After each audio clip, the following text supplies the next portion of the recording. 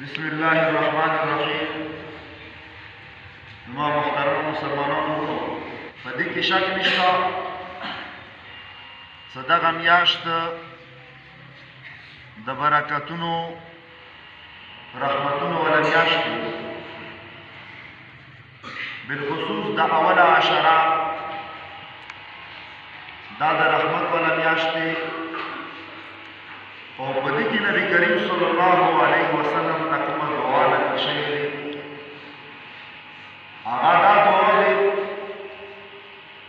چې هر یو روژهدار په دې روژې کې د دې دعا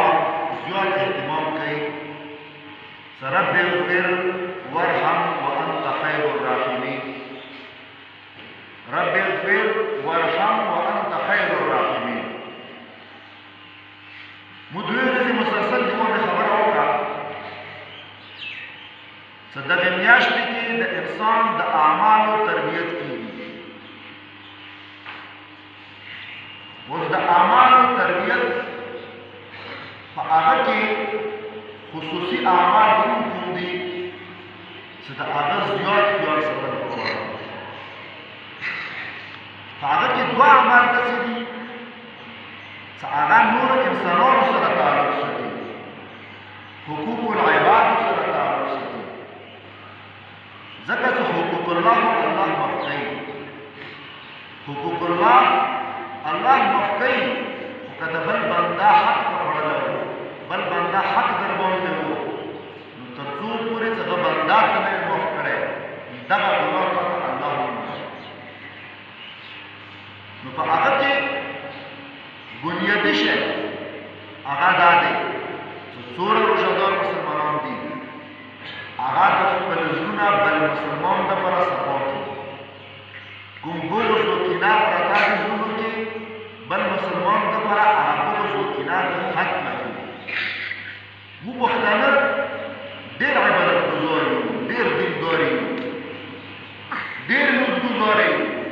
روژې هم پابندي سره رسو، لمونځونه هم پابندي سره کوو. یوه صف کې مو مسلمان ورور سره ولاړ وو، خو هغه مسلمان ورور دپاره به ما زړه کې نفرت او بغض و کینه پرته وي. نو زما محترمو، دا بغض و کینې نه چې تر څو پورې موږ خپل زړونه نه وي صفا کړي،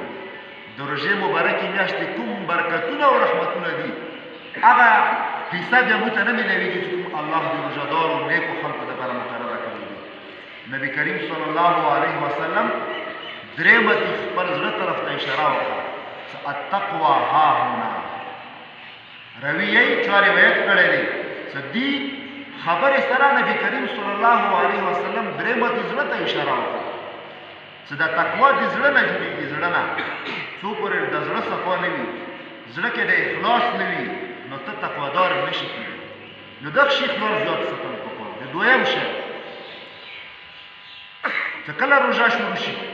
موږ خدای یې پرونه مو دا خبره مختصر غوندې وکړه چې د رحمتونو او برکتونو والا میاشت دی. دسترخوانونه ماشاءالله ډک دي، هر قسمه میوه ورباندې ایښې دي، هر قسم لندوال ترکاري ټیکاله ورباندې ایښې دي، هر نعمت دې مور ته سترګې وغړو خوشحال شو. خو که دا خوشحالي تا ځان دپاره خوښه کړې وي، تا څنګ ته یو غریب سړی دی، هغه دسترخوان باندې دومره شی نشته چې هغه ورسره خېټه ډکه کړي، نو دغه میاشت بیا ما او تا دپاره هلاکت هم دی، دغه میاشت بیا ما او تا دپاره عذاب هم راوړي، دغه میاشت بیا ما او تا دپاره یو زبردست امتحان هم دی. نو که خوا شول کې یو غریب دی یا بالخصوص دې میاشتې کې څوک درته راغلو، که نه دې راغلي هم د سوال محتاج و، د رزق محتاج و، د روژهماتي محتاج و، نو هغه ته دا ته ورکړه، ځکه چې هغه ورکړې تپوس بیا الله نه کوي، الله د هغه وره ډبل اجر بیا درکوي. ځکه چې د دنیا ته څومره موږ سره دی، دا ګوره یاد ساته یوه خبره، دا څومره د دنیا نعمتونه موږ سره دي، دا موږ ته الله راکړي دي او دا به بیا د دنیا کې پاتې کېدونکي دي، موږ به خالي لاس دي رسو، دا د الله ورکړه دی. نو الله یې چې هغه خلک په سیده لارې باندې دي، هغه خلک په هدایت باندې دي چې کومو خلکو ته موږ کومه حصه ورکړې، کوم رزق مو ورکړی، هغه کې د نورو خلکو وله حصه کوي، صدقه وباسي، خیرات وباسي. نبی کریم صلی الله علیه وسلم یو سړی راغله، ورته ویل یا رسول الله زه محتاج یم، ما ته ضرورت دی. رزق کمی دی رسره ضرورتمند یم محتاج یم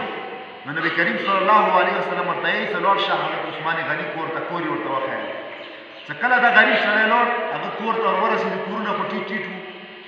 نو عثمان غني رضی الله تعالی عنه کور کې ښځو سره لانجه شروع دی په څه شي خبرې باندې چې دا کور کې به ډیوې نه هغه بتي زیاته روبستلې شوي چې کله بتي زیاته روبسي نو څه به ډیوې نشته دي خو چې کله بتي زیاته روبسي دوه نقصانونه کوي بتي هم زر ختمېږي او هغه کوم تیل ورکېږي هغه هم زیات خرج کېږي نو دا ورسره لانجه کوي چې دا ولې کوي دا خو اسراف دی دا خو ته فضول خرچي کوي هغه عثمان غني چې ټولو نه مالدار د دنیا دولت الله ورکړی و دې سړي چې کله دا خبرې واورېدې زړه کې خبره راغله چې د نبي کریم صلی الله علیه وسلم زه چا څخه راوستلی یم دې خو کور کې په یوې بتي باندې جګړه دی په ډیوې تولې باندې لانجه دی نبي کریم صلی الله علیه وسلم ته راغله چې زه خو داسې لاړم دا خبرې مې واورېدې چا ته ده ورستولی وم استوار خو شه دروازه ورته وټکوه بهرحاله سړی بیا ورغله دروازې ورته وټکوله ورته یې زه محتاج یم تا څخه راغلی یم نو عثمان غني رضی الله تعالی عنه کور ته ننوته دواړه لاسونه یې د سونې نه ډک کړو او هغه غریب ته یې ورکړو چې کله یې د غریب په جولۍ کې واچوو نو سترګې ورته غړي اریان شي ورته یې یوه پوښتنه درنه کوم زه راغلی وم ځکه ما د تا ورا شور جګړه واورېده او چې کله تا ما ته خپله محتاجي ما دپاره لرې کوله ما ته د څه راکولو نو په دواړو لاسونو دې راکړو دا څنګه معجزه دی دا څه معامله دی عثمان غني ورته یې چې کوم ما خرج کړو که تپوس مې ونه الله کوي نو د کوم دواړو لاسونو ډک لاسونه تا ته ما کومه صدقه درکړه دا خو د الله والا مال و د الله په لیاره کې مې ورکړه دې تپوس خو مانه څوک نه کوي دې تپوس خو مانه الله نه کوي نو دغه دنیا د الله والا دی دا دنیا موږ ته کاره کړې دی الله را کړې دی و دا به د الله په لیاره کې خرج کوو نو بیا دغه روژه مو دپاره د برکتونو د رحمتونو والا میاشت دی الله د موږ تاسو ټولو ته په دې خبرو باندې عمل کولو توفیق نصیب